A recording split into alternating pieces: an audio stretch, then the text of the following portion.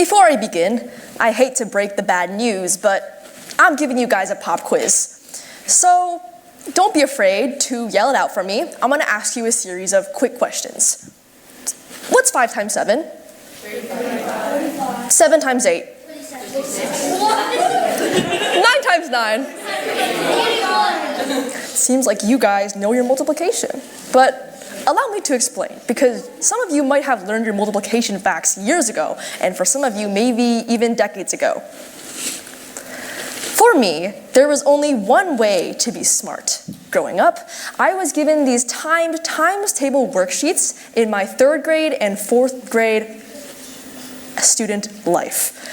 Well, in order to be smart, all you had to do was complete this worksheet faster than anyone else in the class and slam that baby down the desk for everyone to hear.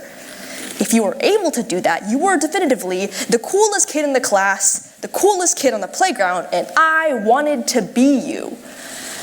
But, alas, more to it. To the untrained eye, this is what it would look like when 3rd and 4th graders were churning out answers under the clock.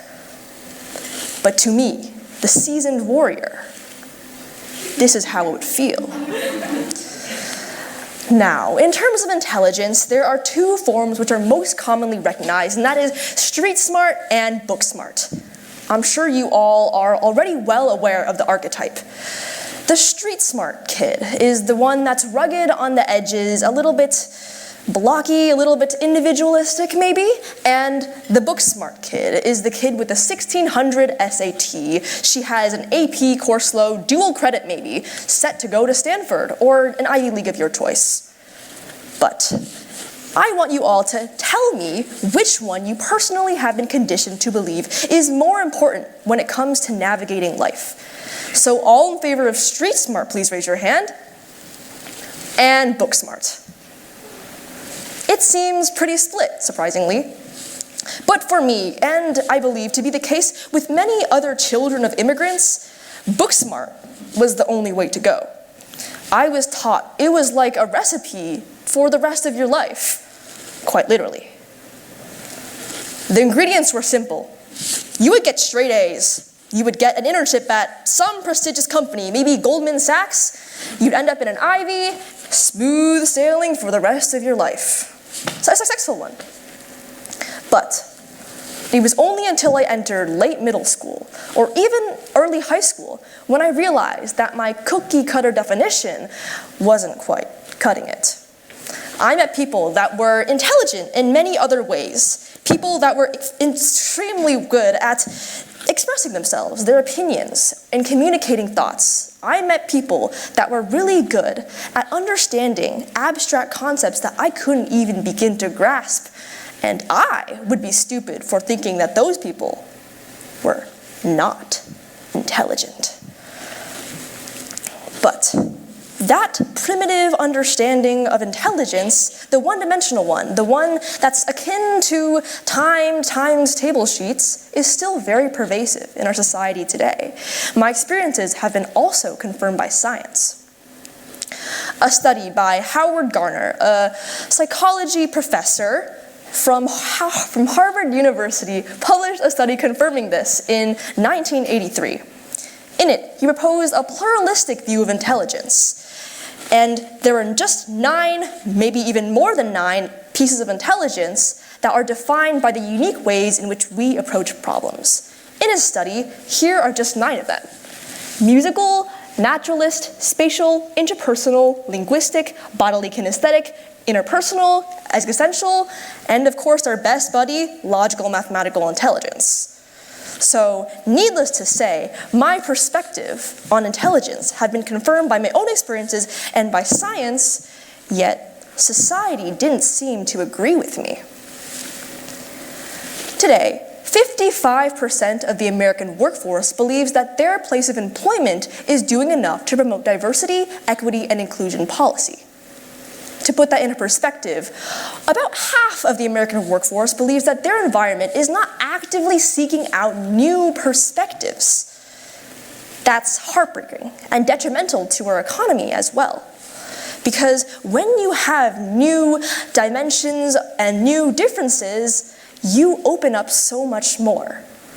A McKinsey study surveying 366 companies found that uniformity is at the root of a myriad of problems.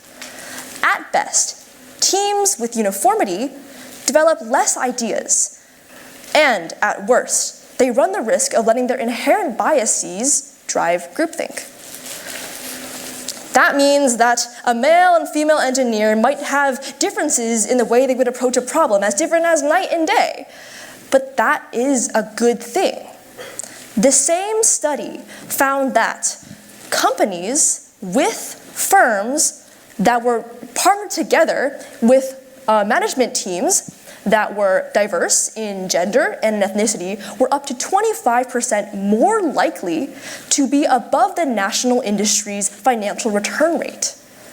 But in order to demonstrate that difference clearer, I have a proposal. So, put your Crocs into sport mode and walk with me onto the wood chips. This is uniformity, a staple to any elementary school's playground. As you can see, it's very short, it's very straight. The moment you walk up onto that little staircase, that little ladder, you know what you're strapping yourself into. The solution is right in front of you the moment you decide to choose uniformity. But this is diversity. As you can see, when you are climbing those stairs up to the height of that roller coaster or that slide, you might regret your decision a little bit. There's a lot of twists, there's a lot of turns, and all of those I like to call clash in perspectives, because the new ways, the new experiences that you expose yourself to cause you to be a little lightheaded.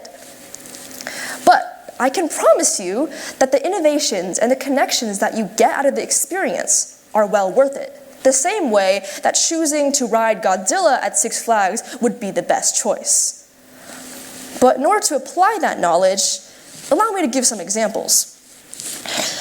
That might mean listening to some new music, that hyperpop song. It might mean getting out of your little echo chamber on the internet and going towards some opinion papers that you typically wouldn't reach for. It might mean adapting to the learning styles of your fellow classmates, of your fellow colleagues, and it might mean choosing that kid to be your partner for the group project in the class that no one talks to. Put in a phrase, it means lifelong learning.